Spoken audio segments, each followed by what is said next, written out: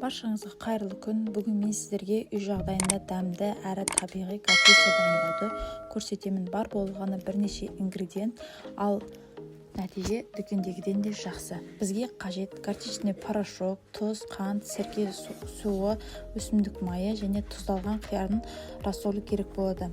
Ең алдымен горчичный порошокты рассольникпен араластырып, 1 келі масса шығу үшін блендермен араластырамыз. Енді тұз, қант, сірке суы және өсімдік майын қосамыз. Және өзіңіз қалағандай дәмдеуіштер қосып жіберсеңіз болады.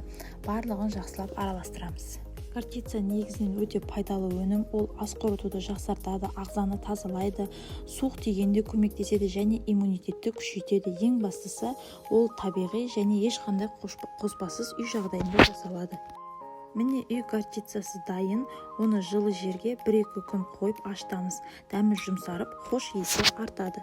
Міне осылай оңай әрі дәмді горчица жасауға болады. Видеоны ұнатсаңыз лайк басып, арнама жазылыңыз және достарыңызға таратуды ұмытпаңыз. Ас болсын, жасап көріңіз.